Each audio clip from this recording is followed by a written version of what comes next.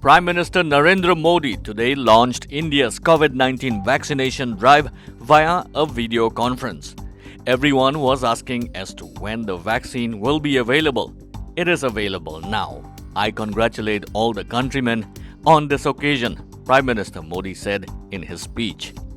Usually, it takes many years to develop a vaccine, but in such a short span of time, not one, but two made in India vaccines are ready. The work on other vaccines is also progressing at a fast pace, the Prime Minister added. One of the world's biggest vaccination programs aimed at inoculating 3 crore health and other frontline workers first, it will use vaccines manufactured in India, one developed by Oxford University and AstraZeneca, and the other by Bharat Biotech. Over 3 lakh healthcare workers are set to be inoculated on the first day of the long-awaited vaccination drive, which Union Health Minister Harsh Vardhan marks probably the beginning of the end of COVID-19. Such a vaccination drive at such a massive scale was never conducted in history. There are over 100 countries having less than 3 crore population, and India is administering vaccination to 3 crore people in the first phase itself. In the second phase, we have to take this number to 30 crore, the Prime Minister said.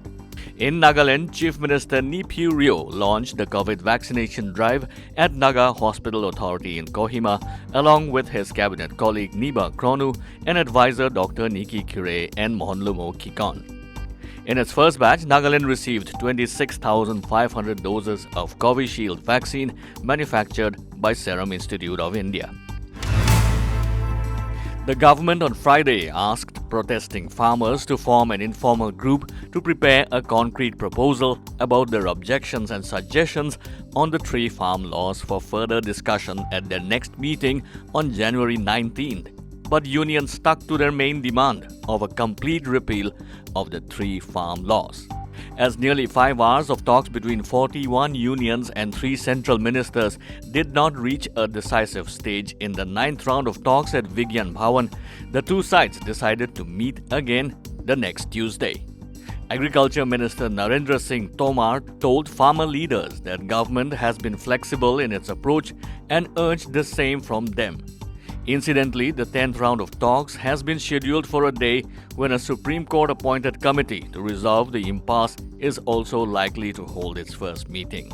A day before that, the Apex Court is likely to hear a petition against a tractor rally call given by protesting farmers for the Republic Day on January 26th. Scores of Congress protesters briefly scuffled with police in Imphal yesterday as the opposition party protesting against the 3 controversial farm laws attempted to storm Raj Bhavan in Imphal.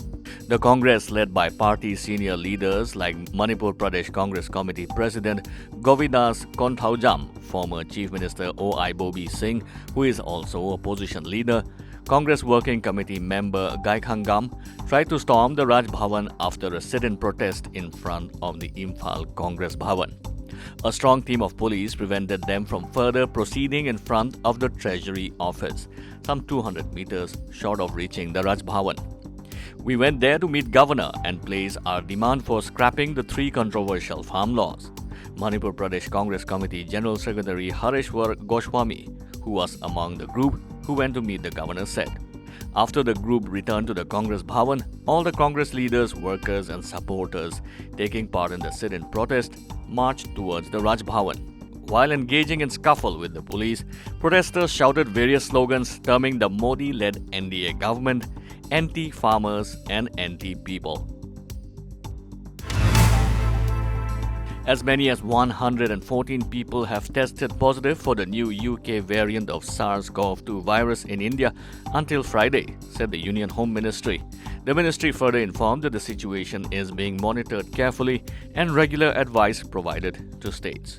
The government had earlier said that patients of the new strain are admitted in single-room isolation at designated healthcare facilities by respective states. Flights from the UK have resumed from 8th of January. Passengers will have to undergo RT-PCR tests both in the UK before boarding their flight and after arriving in India. In sports, FC Goa has signed Atk Mohan Bagan goalkeeper Dheeraj Singh Moirangtham. FC Goa reached an agreement with Atk Mohan Bagan for the transfer of the footballer from Manipur on a 3-year deal, says a media report. The 20-year-old footballer represented India at the FIFA Under-17 World Cup in 2017 and then trialled at the Scottish Premiership club Motherwell FC. Dheeraj made his Indian Super League debut with Kerala Blasters FC in 2018.